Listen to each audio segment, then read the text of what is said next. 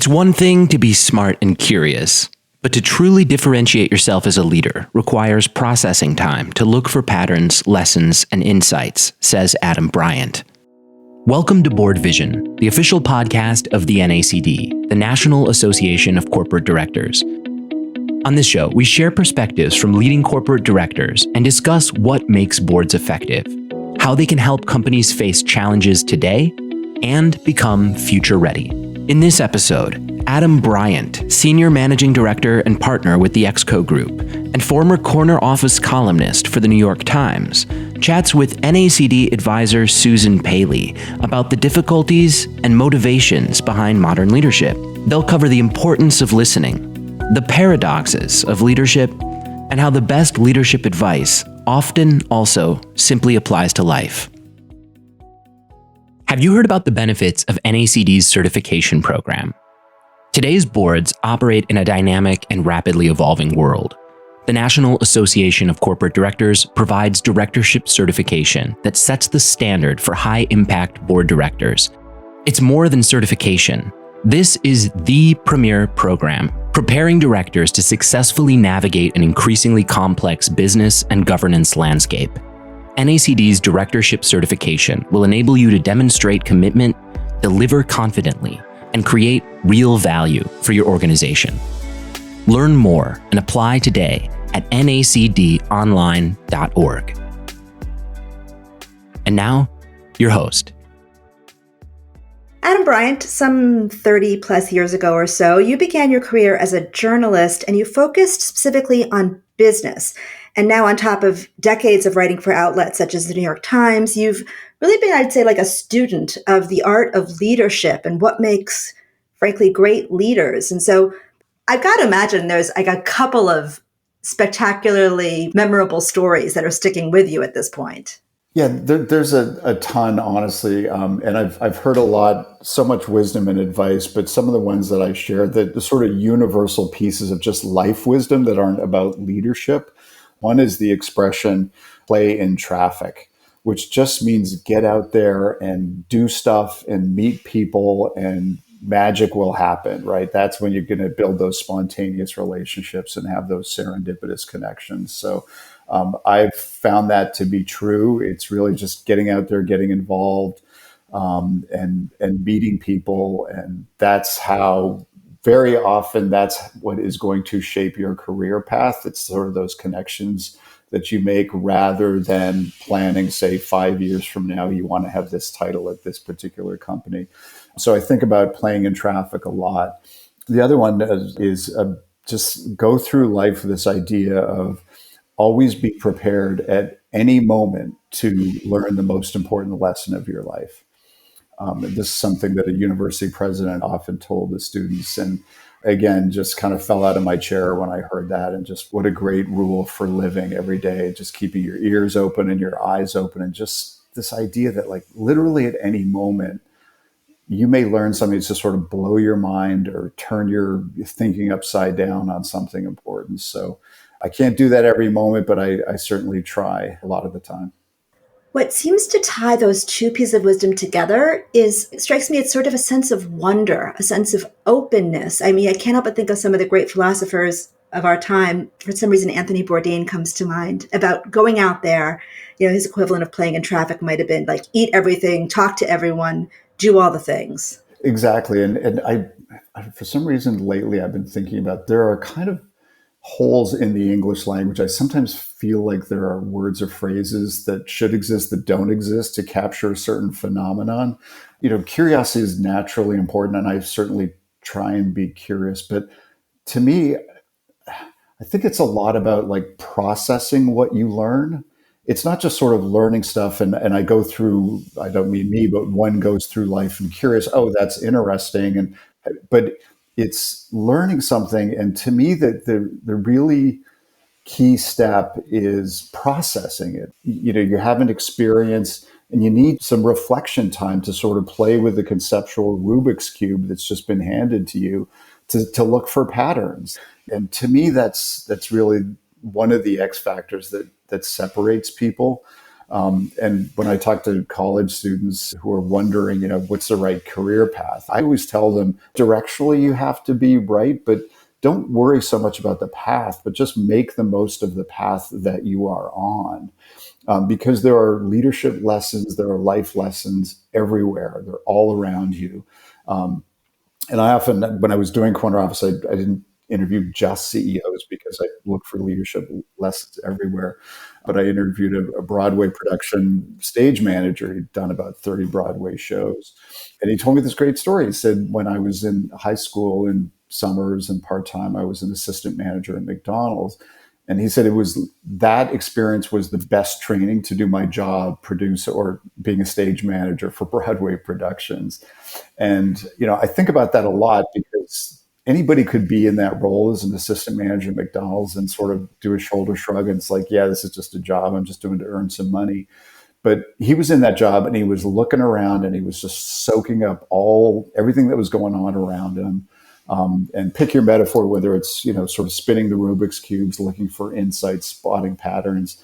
The other metaphor that I use is that experience is like this towel that just becomes wet with your experience. But then what do you do with it? You take that towel and you just keep wringing it for every last drop of like, what did I learn from that?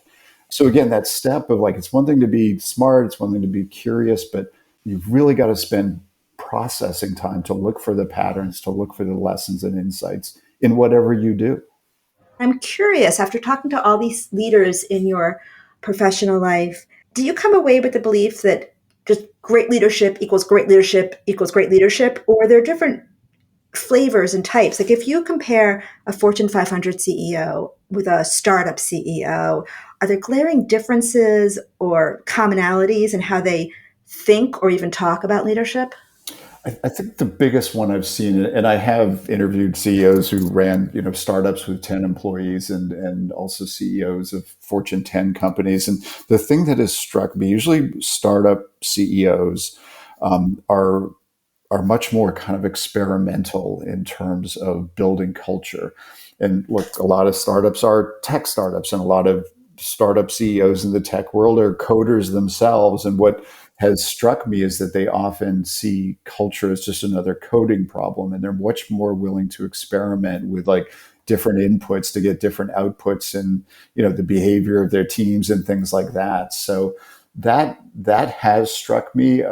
Also, if you're a startup CEO, like being a serial entrepreneur, I've always enjoyed. I've enjoyed all the interviews, but particularly with serial entrepreneurs, because there aren't that many times in life where you can hit the reset button and say, okay, previous company, I'm going to keep everything that worked and I'm going to stop doing everything that didn't. And I'm going to start again and see what happens, right? And so there's that really interesting opportunity to experiment and learn from past successes and mistakes. So whereas I think if you're CEO of a Fortune 20 company, it's probably a legacy company, and there's just a lot of traditions and norms and behaviors and things like that are already in place, and so you're much less likely to turn the thing inside out and upside down. We're talking about sort of nuanced differences. Some of them have to do with our perception, and I'm curious at all levels of leadership. Where's the connection between leadership itself and the ability to listen well? For me, it's something I think about a lot, and I've often been struck by the fact that I've never come across an MBA program with a course on listening in it, but I think everyone should, because I feel like listening is an underappreciated superpower of leadership. And I don't mean listening just in the context of sort of one-on-one or in a small group setting, but as a leader, you have to set up, in effect, like a listening ecosystem or infrastructure, because I've never been a CEO myself, but I've talked to enough of them to know and to appreciate the fact that when you are the CEO, literally everybody is coming to you with an agenda. right? And that they're not necessarily going to be honest with you, and they want to hide bad news and just make sure everything's polished and two thumbs up, everything's great, boss. And by the way, have you lost weight, right? Like just the sort of constant sense that you're always being not so much played, but just that everybody's got an agenda. And so you really have to fight and put in a system in place so that you understand what's really going on in your companies. And there's the obvious things of like have the trusted confidants who can tell you. I wrote a book called The CEO Test with a guy named Kevin Scher, who's the former CEO of Amgen. And there's a great story that I share in the book that he told me that when he was younger, he was basically, he's the first to admit he was a terrible listener. When he was sort of fast rising executive, he said it got to the point where if somebody came into my office, he would just say to him, look, why don't we save each other time? I know what you're going to say. I know what my answer is. I know what you're going to say. So why don't we just like skip to the end? I'm going to tell you what to do, and then we can save each other time, right? Like and he said that doesn't scale. And he had kind of a crisis and epiphany that he was a bad listener and has totally changed his approach to listening. And so when he was running Amgen, in the annual employee survey, the last question, there was an open field for any employee to write in their answer to the question, what do you think of the job Kevin is doing? And it could be anonymous, it could be signed, but just open field, like, what do you think of the job the CEO is doing? And he said, he would gather all those and pour himself an adult beverage at night and like read through them. But for him, it was just like, that was one of the ways, like, I need to find out what's really going on in the company. Because especially with the bigger the company, the more you are removed from the front lines. And so just that ability to not only listen one-on-one, and on that point, I learned a great acronym, which is WAIT, W-A-I-T, which stands for Why Am I Talking? And I always feel like every leader should get that tattooed on their ankle, just as a reminder to just, if you find yourself talking, ask yourself why you're talking.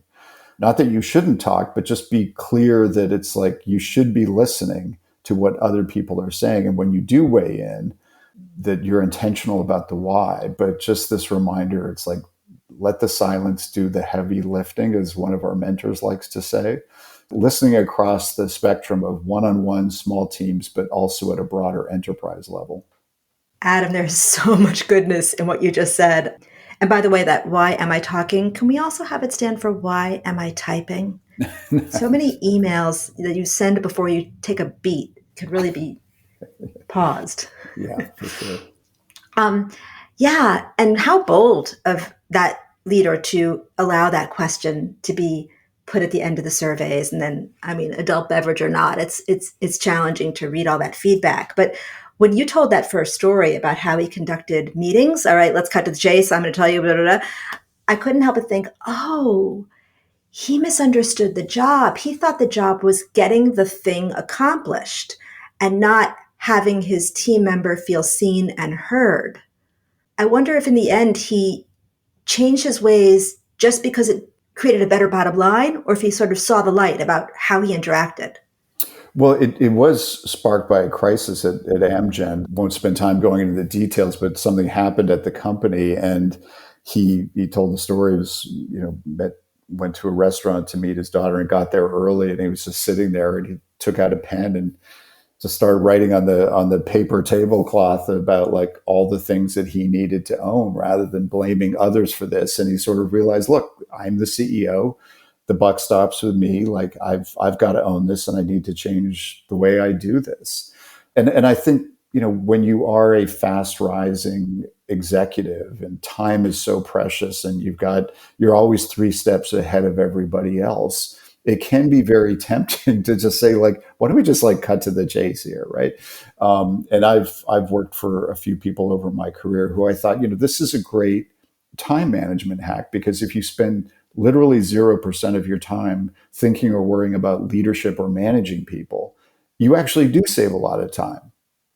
But then at some point you realize, okay, you can't scale the organization, you can't develop and coach people and build your successor and all that. There are some bad bosses, and frankly, there's way too many bad bosses in the world still. And, I've talked to a lot of leaders who have shared this versions of this story where earlier in their career, they're just sort of telling people what to do. And then they had whatever their crisis or epiphany was that, oh, this doesn't scale. In a related vein, like building non-diverse teams where they're essentially like hired a frat house and they realize, you know what, we need kind of some new thinking here, right? Yeah. So a moment ago, you used the phrase CEO so busy it has to be 3 steps ahead. And I thought about what a truly challenging job all of that entails. And I couldn't help but think like, I don't know, Adam, is it our imaginations or is leadership just getting harder and harder? And why is it getting so much harder? Is it how has leadership changed in your witness to this entire field over the years? And how does it need to change to kind of meet the moment of what's coming next and also the next generation of the workforce that we're bringing in? Yeah, and you're good for the next 4 hours because that's a 4-hour question. Oh yeah, I got all the time. So the infinite dinner party or whiteboard game of like, what are the most important qualities of effective leaders? You know, I play that game all the time in my head, and I'm always sort of saying, if I got the right things at the top. But so twist my arm, Susan. What are the top 3 things you need to be a successful leader today? Oh, you got them locked and loaded. Great. Yes, again, because I think about this all the time when I'm flossing my teeth. But so number 1 to me is simplifying complexity. You have to be able to simplify complexity to be an effective leader and take all the complexity in the world, the macro trends in your industry, in your company, and be able to handle that leadership moment where you stand on a stage at all hands meeting and basically say, like, it was like the simple plan I mentioned earlier, like, here's the big idea, here's where we're going, here's what we're going to do to get there, these are the hills we have to climb to get there, and this is how we're going to keep score, right? Just the ability to do it. And a lot of people struggle with that. But to me, you've got to have that ability, which also makes you a good communicator. If you can do that, that is getting harder as the world has gotten more complex. So that's number 1. Number 2, I feel like in the last 4 years, the expectations of leaders have grown and grown and grown. As one leader said to us, it's like, when did simply growing the company become table stakes, right? Like, we just now expect that of all leaders. And then there's all this layers and layers of stuff above that. And I think of the expectations on leaders now, a lot of them fall into this category of like authenticity and humanity and transparency and vulnerability, humility, like all these kinds of words. And when you think about authenticity, to me, it's like trust. Like, that's a big word that can mean a lot of different things to a lot of people. And if somebody asks you, who are you as a leader? You need to have an answer in your back pocket that essentially goes something like this. Thank you for asking that. I want to tell you about the 3 values that are really important to me personally. I want to tell you the stories about why those values became important to me. And lastly, I want to tell you how that shows up in my leadership style day to day, so that when you see it, you know where it's coming from and the why behind it.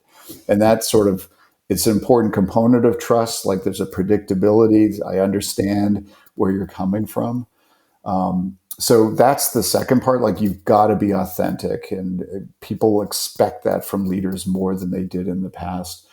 And the third one I'd say to me is the sort of category, I call it the paradoxes of leadership. Like, the reason leadership is so hard is because it's a series of balancing acts, or, you know, they can feel like contradictions.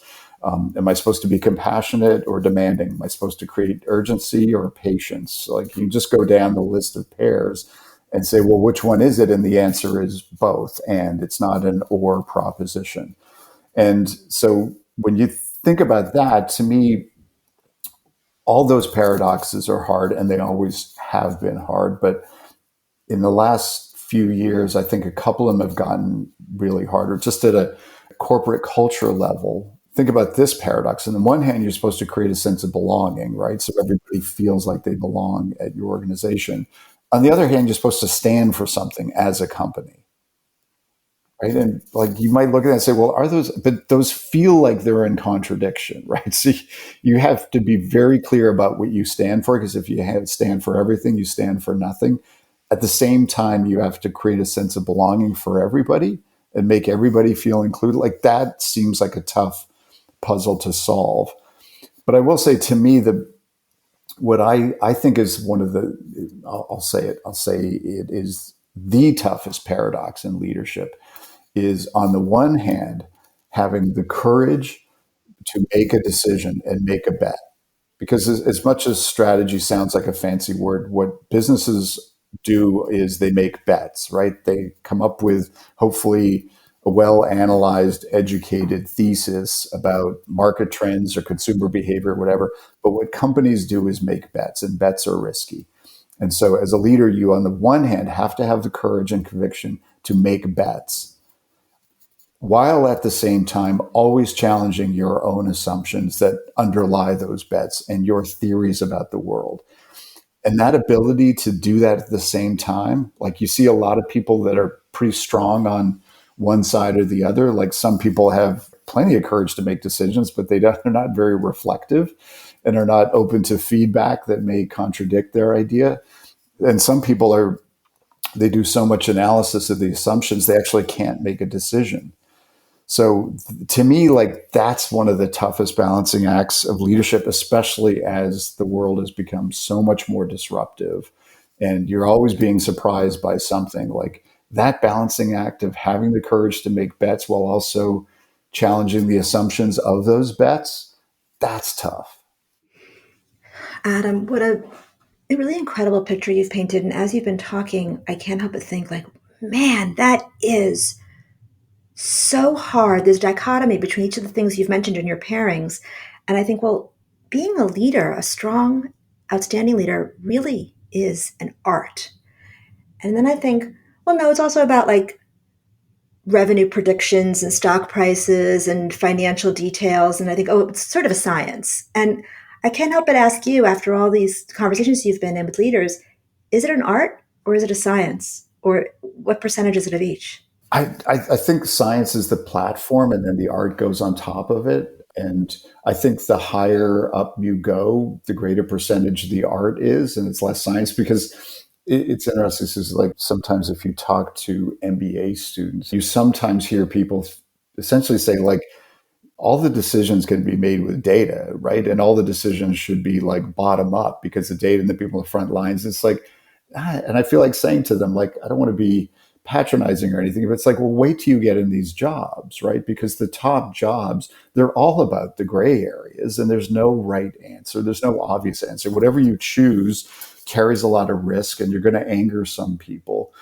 And so it's almost like you could create this framework where, based on your rank in a company, the sort of science to art ratio keeps changing as you go up, and the art of the pie chart keeps growing and growing. And that's why, like, these CEO jobs they're so hard. And I know nobody ever feels any sympathy for CEOs, because they're well compensated, and we weirdly treat them like they are this subspecies of the human race and in our society. But, like, these jobs are incredibly hard, and what I'm always intrigued by it, whenever I interview CEOs, I try to understand them as human beings. Because, if you write out a cold-hearted job description of these jobs, like, nobody would want them, right? I mean, yes, like, there's lots of financial rewards and status and all that other stuff, but there's incredible amount of trade-offs and sacrifices. And so I'm always intrigued, like, where does your drive and stamina come from? Like, why do you want these jobs? And, I've got it's based on qualitative data, not quantitative data, but my pattern recognition is, like, the biggest source of that drive and ambition tends to come from adversity earlier in their life. I've just heard so many stories, and it is the biggest bucket of my roughly 4 buckets to explain why people want these jobs. But the biggest one tends to be they faced a lot of adversity. And, we're all combinations of, like, running to something and from something, but that's a big driver for them. There's so much in that. I mean, those formative early years create so much that can come out as trauma. And we all know, problematic behaviors and addictions. And here someone's turned it in this other direction. And you can't just drop a bomb like this and say, I've got 4 buckets about why people want this job, and not have me ask you, what are the other 3? So the other 3, and again, I haven't sketched out a precise pie chart, but this is how they break down in my head. So Adversity is number one. Another category is you sort of hit the parent lottery, where you just got like really great parents, and very often they're an interesting pairing of, like one's an entrepreneur, the other's a psychologist, or one's an engineer and the other's an artist. So there's usually this sort of interesting blend of EQ and IQ. Another big category is just, I think some people are just born with like crazy, crazy amounts of energy, and business just becomes this sort of vehicle for manifesting that. I've met some people who I look at them and I think your skin is just existing to hold that volcanic energy inside your body, right? And all that energy has to escape somewhere. And as we're talking, I'm having trouble remembering the fourth, but I know it will come to me after the end of our next question. Okay. I'll be happy to take it whenever it pops up. So you've described this incredible picture. I mean, I've just been taking notes as we're talking, and there's so many tangents that I could go on. What comes up for me is something we haven't discussed, this one magical word yet, which is that I have yet to be in a conversation with board level folks or CEOs where I don't hear the new catchphrase of disruption. Oh, you've got to disrupt yourself. Your business has to disrupt itself.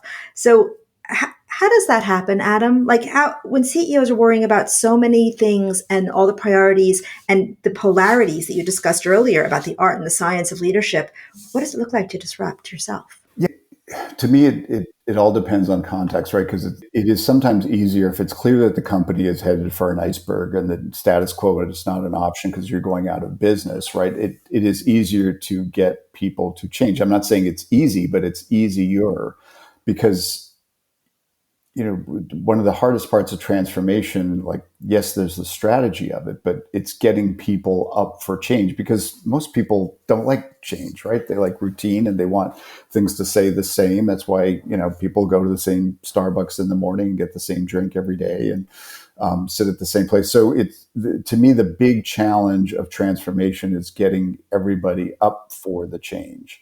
And so the first part is you have to make your case for it. It's not just sort of saying, here's my vision for change. You need to create a story, a narrative about, folks, this is why we need to change. Sometimes that's easier. Status quo is not an option. The stock is down 90%.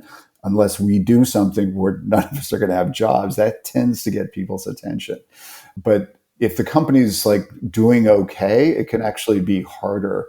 And I interviewed Kevin's successor at Amgen, a guy named Bob Bradway, who took over from Kevin. And that's where the company was doing fine, but it needed some transformation. So he used the metaphor of when you buy a house that's like 40 or 50 years old, and you sort of need to upgrade the infrastructure, right? Like the plumbing, the electrical, maybe the HVAC system, all those other things. And that's the metaphor he used for everybody. And that's the kind of story that can get people nodding their heads and say, okay, like, I get that. I'm actually living with that at home right now, so I understand that.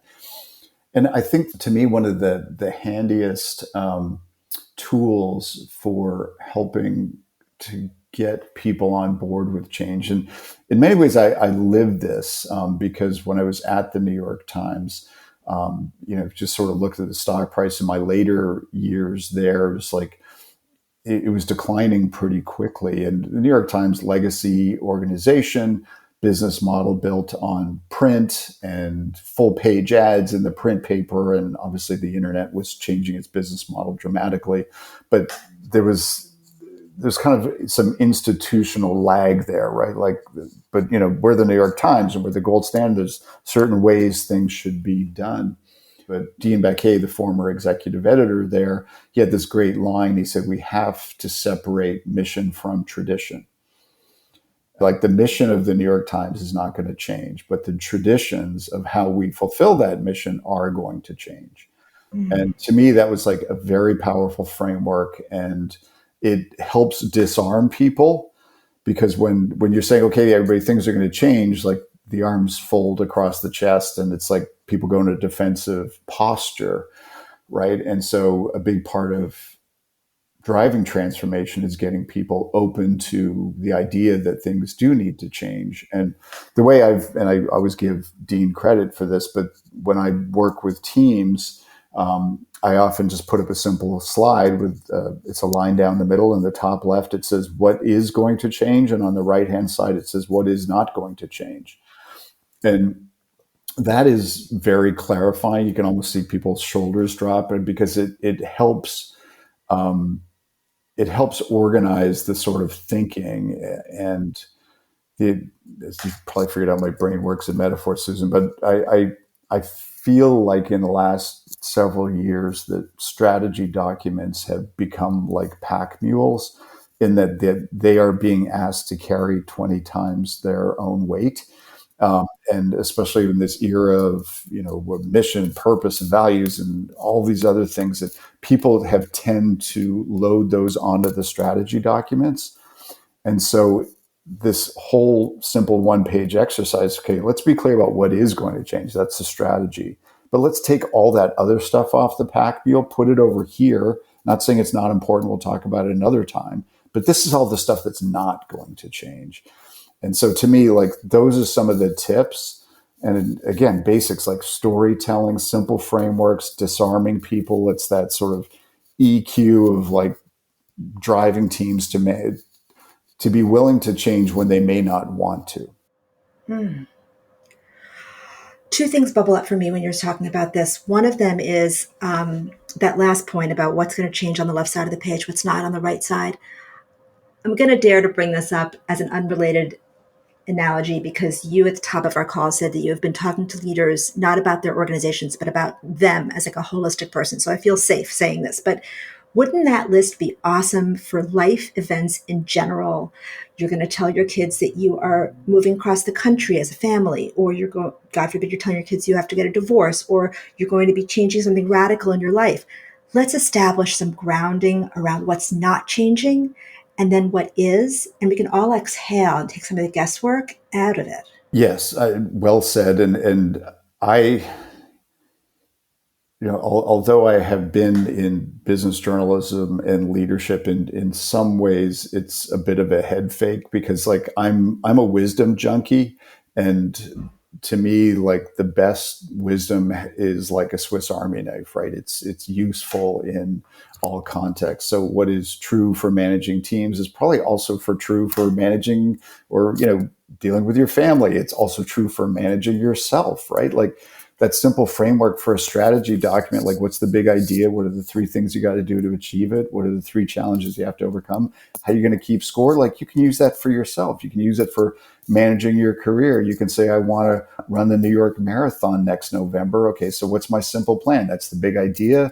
Like, what do I got to do? Like, what do I have to overcome? How am I going to, again, like, so that's, you and I are in the same conceptual sandbox here, which is like, I think the best leadership wisdom is also the best life wisdom.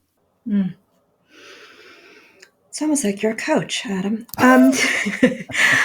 The other thing that bubbled up for me was that you talked about a leader leading through change and disruption, telling a story, which, so speaks to me as having myself a professional history in storytelling, much like you. The thing you said earlier, and this is an answer to a different question entirely, but here's the 3 things I value. Here are stories about how I got to those values, and here's how that shows up daily in my own leadership. So if you've been clear about that any story you tell, even if it's at a difficult point or about change, if it maps back to who you truly have explained yourself to be and what you value, I can imagine it'd be believable and people could buy into the ideas and the actions more. Yeah, because I think people are naturally skeptical, right? Like, are you saying something you just read in a book or an article about leadership, or are you being true to who you are, right? And I mean, again, there's too many bad bosses in the world, but the great ones are a sense of like, I get who you are as a human being. And sometimes in our work with teams, you go around the table and ask a version of that question, like, what are early influences that really affect how you show up, as a team or as a leader, like in this group? And boy, bring a box of Kleenex, because people start sharing stories about adversity they faced, vulnerability, and those are true moments of magic. And then people start seeing each other as other human beings rather than colleagues or a title or a P&L or something like that. And that's how you build those relationships, it's got to be on that foundation of I see you as a human being who happens to also be a colleague. But boy, those, I've just found it's like, and again, with all the interviews that I do, sometimes I'm always looking for that story where I just say to myself, okay, I just met you 20 minutes ago, but now I understand you, right? And you want those moments, and we all have them, and people can share them. It just it humanizes the work we do, and I think makes people much more committed to each other than just, okay, this is my job description. Yeah. Amen. Well, there are probably like 10 more questions I want to ask you about CEOs and leadership, but I'm going to switch gears instead and talk about something really important and relevant, especially to our audience here at NACD, which is the tie to the boardroom. And a lot of people in our world at NACD make this big transition. Really, it's a life transformation from being a successful executive who might be, as you noted earlier, well compensated, well known, they've got a little entourage traveling with them, to being a board member whose leadership often is happening a bit behind the scenes and with less fanfare at times. And I just wonder, in your experience, what struggles might be encountered in such a transition for an individual who's going from the C-suite or the executive office to the board, and what antidotes are there for those struggles, or indeed what opportunities lie inside of there that are hard to see at first blush but you've seen come through? I think it starts with self-awareness and being able to check your ego at the door. I mean, there is it's probably too much to call it a CEO disease, but if you're in that role, it just, you've got this entourage, you got people hanging on every word, you got people laughing at your jokes really hard, and like a entire army of people who will run off and do your bidding even if you just sort of raise a half-baked thought. And that can really start to affect people's worldview and view of themselves. And when you leave the CEO role and go into whatever portfolio life, it can be a really rough adjustment for people. And I think one of the biggest ones is just this idea of like, okay, I used to be the center of attention and I was like, the person, and now you join a board. And one of the favorite expressions I've heard about boards is, if you've met one board, you've met one board, because at the end of the day, they're just collections of individuals, right? And in the same way that I often feel like the phrase dysfunctional family is redundant, I think there's got to be some dysfunctionality that's just baked into the idea of like, let's put 10 or a dozen strangers together and assume they're going to be like a high performing team, even though they only meet quarterly, right? Like the expectations are just so high and in some ways not realistic. So to me, to make that transition, it's first when it's like, okay, it's that thing that like, I used to be somebody. Like, are you being honest with yourself about that? Or are you still trying to be somebody? And so it's to me, that's the biggest psychological shift of just like, you got to check your ego at the door. How much of it was you and how much of it was your title? And this is a different context. This is a new chapter of your life. You need to read the room and figure out how you can add value and contribute in this group of what effectively are strangers. Like, you might become friends over time, but like, see the board as this very challenging social experiment of just putting a bunch of strangers together and say, okay, now work as a team. And by the way, all of you used to be in charge in some capacity, but now you're all like equals. That's a tough ask. And so to me, this, you just need to like be honest with the shift that needs to be made. Yeah. So in that same vein, we spoke earlier about the critical aspect of just humans and the relationship between them being at the center of so many, really at the center of everything. And so I'm wondering, how can a CEO develop a relationship with their board of directors that's a effective and trusted relationship, especially for someone new in the seat, or if it's not a healthy relationship, reboot it when appropriate, when it hits the skids. And how can the board indeed develop that reciprocal relationship to make sure that they're managing that CEO performance appropriately? Yeah, and I do think a lot of it is the responsibility of the CEO.